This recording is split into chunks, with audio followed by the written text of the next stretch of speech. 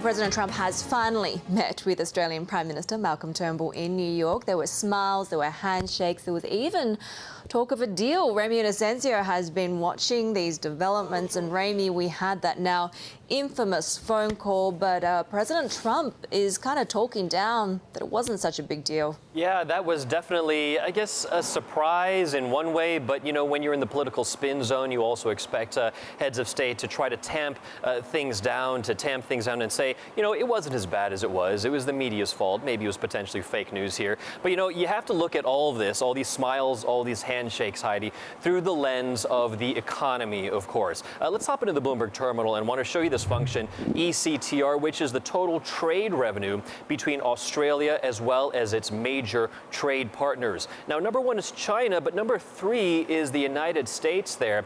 And that is just so important. They don't want to rock that relationship, that 7-decade relationship, in fact, between the two allies here. Now, during the dinner, which I understand is still going on even as we speak, Mr. Trump talked about national security between the two countries. He talked about immigration, which I'll get to in a second. He also talked about trade. He also said he reaffirmed the quote-unquote tremendous friendship between the two countries. But one thing that was interesting in terms of immigration, they made this surprise deal with regards to refugees. Let's go ahead and call up this map with which looks at Papua New Guinea as well as Nauru. These are two places in the South Pacific that actually hold about 1,200 refugees, people that have been trying to get to Australia, but during the Obama era have actually been agreed to have been sent over to the United States. Of course, we know that that infamous phone call with Donald Trump in late January with Mr. Turnbull ended up with something akin to a dumb deal. That was a moniker that Donald Trump said in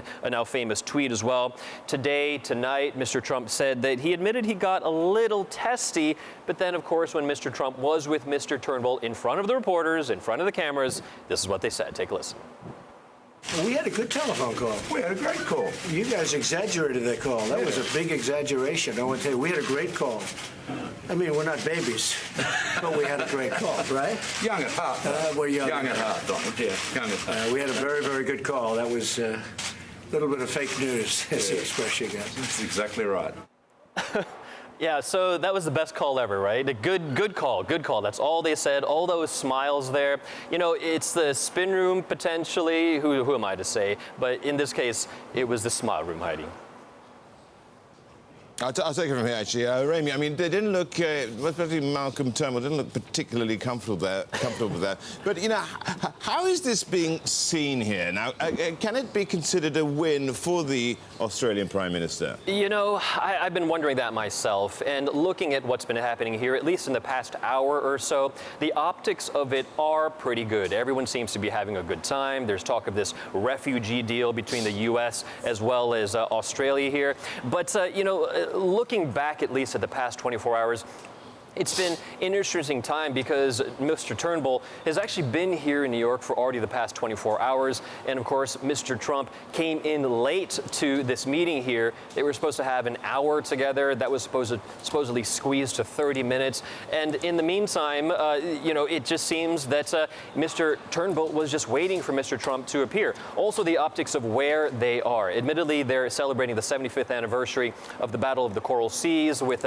U.S. and Australian forces pushing back the Japanese of World War II. But with that said, it's happening on an aircraft carrier, which is now a museum. And just yesterday, Mahmoud Abbas met Mr. Trump at the White House. And of course, last month, Xi Jinping of China met Mr. Trump at the Winter White House at Mar-a-Lago. So would you rather meet him at either of those places? Probably. But when it comes to Mr. Trump and the President of the United States, you know, I guess you'll take it where you can get, but ideally and optically, maybe not the best situation.